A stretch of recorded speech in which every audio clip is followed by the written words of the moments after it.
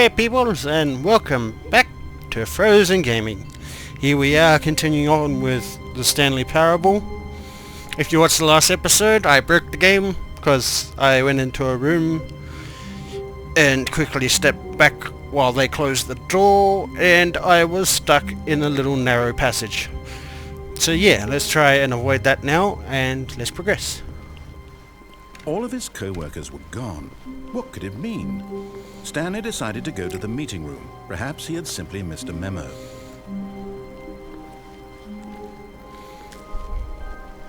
When Stanley came to a set of 2 open doors, he entered the door on his left.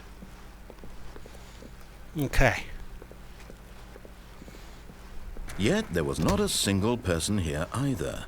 Feeling a wave of disbelief, Stanley decided to go up to his boss's office. Oh no, no, not again. I won't be part of this. I'm not going to encourage you. I'm not going to say anything at all. I'm just going to be patient and wait for you to finish whatever it is you enjoy doing so much in this room. Please take your time. It's cool, remember that I've been in here.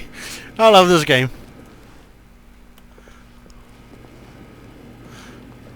Okay, fine, let's continue on. Coming to a staircase, Stanley walked upstairs to his boss's office. Now.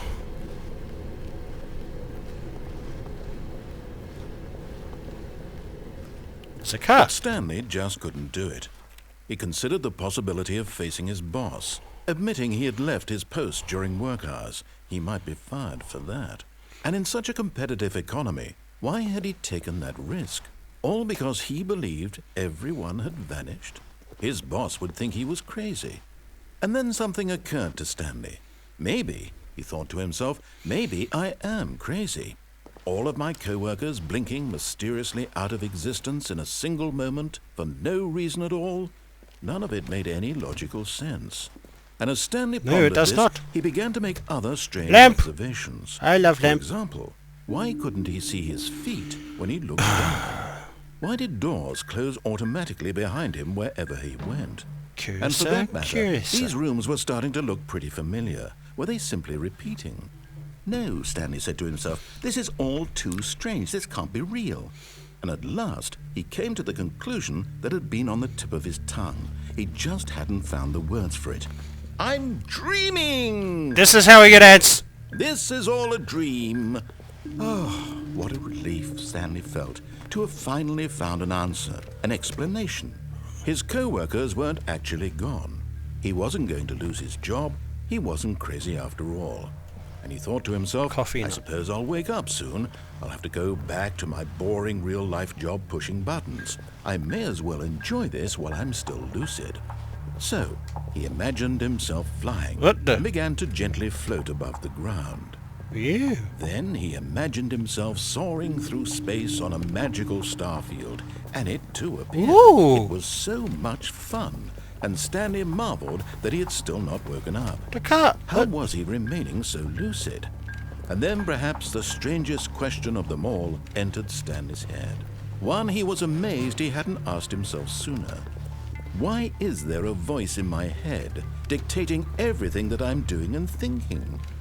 Now the voice was describing itself being considered by Stanley, who found it particularly strange. I'm dreaming about a voice describing me, thinking about how it's describing my thoughts, he thought. And while he thought it all very odd and wondered if this voice spoke to all people in their dreams, the truth was that, of course, this was not a dream. How could it be? Was Stanley simply deceiving himself, believing that if he's asleep, he doesn't have to take responsibility for himself? Stanley is as awake right now as he's ever been in his life. Now, hearing the voice speak these words was quite a shock to Stanley. After all, he knew for certain, beyond a doubt, that this was in fact a dream. Did the voice not see him float and make the magical stars just a moment ago? How else would the voice explain all that? This voice was a part of himself too. Surely, if he could just... He would prove it. He would prove that he was in control, that this was a dream. So he closed his eyes gently, and he invited himself to wake up. He felt the cool weight of the blanket on his skin, the press of the mattress on his back, the fresh air of a world outside this one. Let me wake up, he thought to himself. I'm through with this dream. I wish it to be over. Let me go back to my job. Let me continue pushing the buttons. Please, it's all I want. I want my apartment, and my wife, and my job. All I want is my life exactly the way it's always been. My life is normal. I am normal. Everything will be fine. I am okay. I'm still here. Ah! Stanley began screaming. Please, someone wake me up. My name is Stanley. I have a boss. I have an office. I am real. Please, just someone tell me I am real. I must be real. I must be. Can anyone hear my voice? Who am I? Who am I? And everything went black. Yeah? This is the story of a woman named Mariella. What? Mariella woke up on a day like any other. She arose, got dressed, gathered her belongings, and walked to her place of work. But on this particular day, her walk was interrupted by the body of a man who had stumbled through town talking and screaming to himself, and then collapsed dead on the sidewalk. And although she would soon turn to go call for an ambulance, for just a few brief moments she considered the strange man. He was obviously crazy, this much she knew. Everyone knows what crazy people look like. And in that moment, she thought to herself how lucky she was to be normal. I am sane. I am in control of my mind.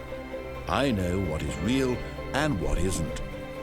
It was comforting to think this, and in a certain way, seeing this man made her feel better. But then she remembered the meeting she had scheduled for that day. The very important people whose impressions of her would affect her career, and by extension, the rest of her life. She had no time for this, so it was only a moment that she stood there, staring down at the body. And then she turned and ran. Should I call the ambulance?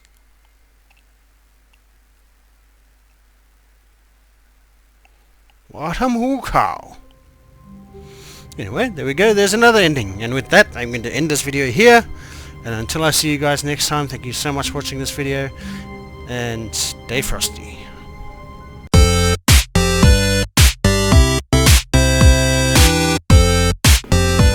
Don't mind. You do realize there's no choice or anything in here, right?